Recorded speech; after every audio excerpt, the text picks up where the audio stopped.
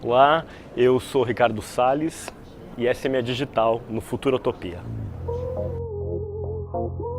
Eu fui uma criança que tinha em comum com outras crianças o fato que, claro, gostava de brincar, de pular por aí, mas eu tinha algumas peculiaridades também. Eu era uma criança, por exemplo, que gostava muito de política. Eu era uma criança que assistia o horário eleitoral, acreditava em algumas daquelas promessas, lia o jornal de ponta a ponta, já com 8, 9 anos de idade, porque eu me interessava muito pelo que acontecia na sociedade. Eu acho que isso, de certo modo, já demonstrava algumas inquietações, né? Já demonstrava uma consciência social e uma preocupação com questões que não envolviam só minha família ou meu entorno ali mais imediato. E o meu olhar para a diversidade, eu acho que ele foi se aprimorando, se aperfeiçoando por conta das minhas questões pessoais. O fato de ser gay e ter sido um adolescente gay num mundo em que não havia qualquer representação positiva para pessoas como eu, na publicidade, nas telenovelas, na mídia de forma geral, me motivou a querer perguntar por que disso.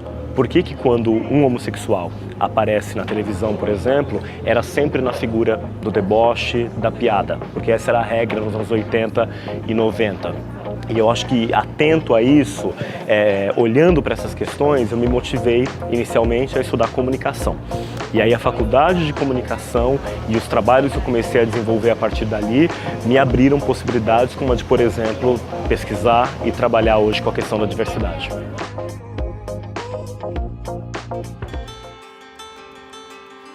Acho que falando da minha infância, talvez nos anos 80 e 90, praticamente não havia diversidade na mídia de forma geral. Você tinha algumas representações estereotipadas, mas você não tinha personagens fortes de pessoas negras, LGBTs, que pudesse servir de inspiração para as pessoas. Essa discussão ela foi amadurecendo nos anos 2000. Eu trabalho com esse tema desde 2005.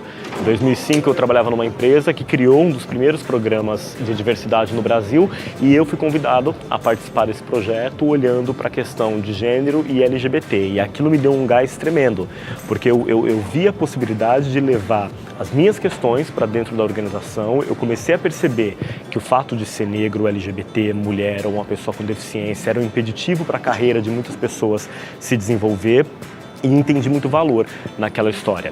E ali eu comecei a sentir também algumas mudanças na sociedade já. Eu vi que havia mais espaço para discutir aquilo em algumas organizações, o que para mim já sinalizava que eu teria espaço para atuar como consultor também.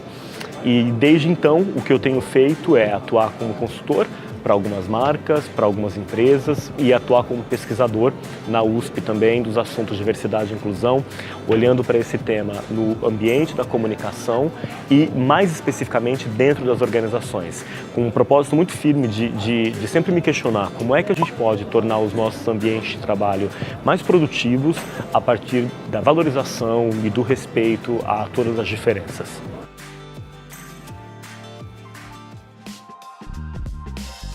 A questão da diversidade ganhou nos últimos anos um protagonismo inédito no Brasil. Quando a gente olha para o meio empresarial, esse é um tema que começou a se desenvolver aqui no final dos anos 90, começo dos anos 2000, trazido sobretudo por multinacionais de empresas norte-americanas. Começou ali no começo dos anos 2000, mas nos últimos 5 anos, de 2013 para cá, a gente teve um crescimento dessa agenda que é inédito e muito significativo. Hoje a gente pode dizer com alguma tranquilidade de que a maior parte das grandes empresas, sobretudo as multinacionais, mas também algumas brasileiras, já tem programas e pessoas ali dentro olhando para a questão da diversidade. Grupos que querem falar sobre esses assuntos no dia a dia de trabalho. É inédito para nós, é importantíssimo que seja discutido, mas não basta ainda. A gente tem muito que avançar. Esse ainda é um país desigual em diversos sentidos, as pessoas não têm as mesmas oportunidades e uma agenda de diversidade tem essa preocupação de observar de forma mais detida quais são as singularidades de cada um de nós e como é que essas diferenças podem colaborar para o ambiente de trabalho. Como é que essas diferenças, esse conjunto de pessoas atuando em prol de um único objetivo, podem trabalhar mais felizes e serem mais produtivas também.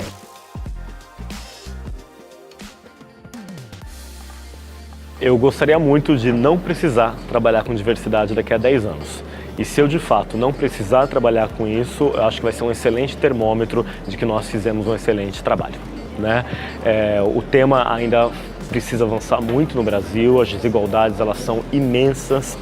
Aqui nesse momento, a gente tem desigualdades relacionadas à raça, a questões LGBT, gênero, pessoas com deficiência.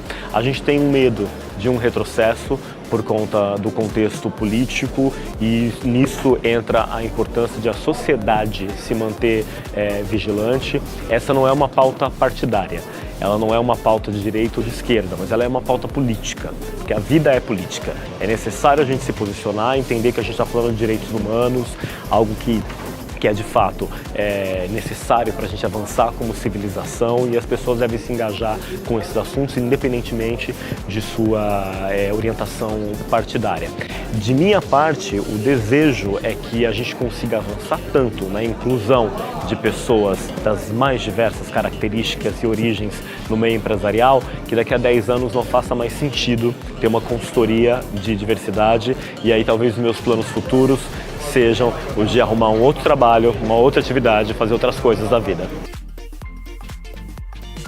Bom, na Mais Diversidade, que é a consultoria que eu fundei e hoje eu toco com meu sócio, que é o João Torres, a gente ajuda as organizações a estabelecerem políticas de diversidade e inclusão. Então nós as desorientamos a ter um planejamento estratégico para o assunto, a ter metas, a ter KPIs, a ter objetivos de curto, médio e longo prazo, para que elas consigam avançar com a agenda de diversidade e inclusão. Hoje a gente atende clientes de diferentes culturas, de diferentes mercados, de diferentes regiões do país, como por exemplo Itaú, Braskem, KPMG, EDP, entre várias empresas. Eu tenho um projeto que eu considero muito significativo na minha história, que é o trabalho que eu faço com o Skol já há 3 anos, né? Eu sou consultor de Skol, eu fui chamado pela marca para participar do processo de reposicionamento da marca, de uma marca que faz parte de um segmento, o de cervejas,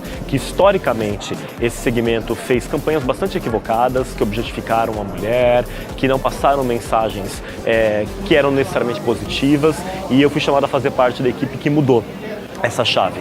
Hoje a Skol é uma marca que tem assuntos muito bacanas para tratar, que tem uma causa que fala sobre esses temas com bastante propriedade e que de certo modo mudou a comunicação de cerveja no Brasil. Então esse é um case que para mim representa muito pelo carinho que eu tenho pela marca e pelo que ele significou para minha trajetória profissional também.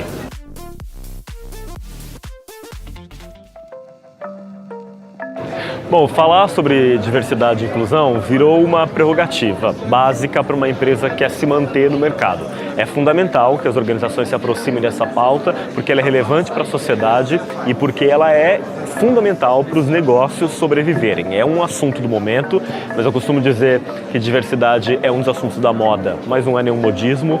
Então não é uma discussão passageira, é uma discussão que veio para ficar e que tende a crescer nos próximos anos.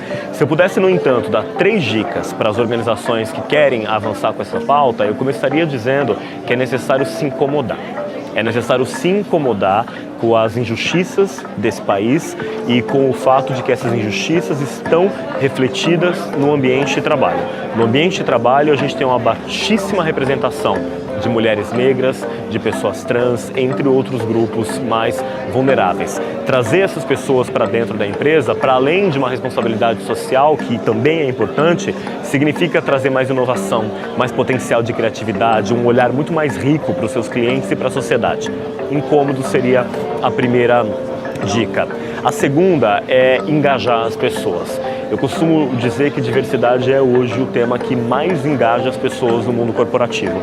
E eu consigo falar isso com absoluta tranquilidade porque é o que eu vejo no meu dia a dia, atuando junto a tantas grandes marcas e empresas. Esse é o tema que faz as pessoas ficarem muito produtivas, engajadas, felizes, porque elas veem a oportunidade de falarem sobre as suas questões no ambiente de trabalho. Questões que muitas vezes foram silenciadas e que elas têm a chance de discutir abertamente dentro de uma empresa e serem respeitadas, não apesar de ser mulher, de ser LGBT, de ser negro, de ter uma deficiência, mas justamente por causa disso. Porque tem essas características singulares que, no fim, vão trazer muito valor para o negócio daquela empresa também. E acho que uma terceira dica que é fundamental seria ter estratégia. Uma estratégia muito clara de onde você quer chegar com o assunto diversidade e inclusão e que caminhos você vai percorrer para alcançar esse lugar. É comum que as empresas que iniciam a discussão sobre esse tema, que elas tenham uma ansiedade de já aterrissar para a prática, para o tático. Quer organizar um evento, quer montar um grupo para discutir esse assunto, e aí às vezes isso não está conectado a algo maior que é a estratégia da organização. Qual que é a estratégia dessa empresa? Como é que ela olha para esse assunto? Até onde ela vai? De que grupos ela vai falar?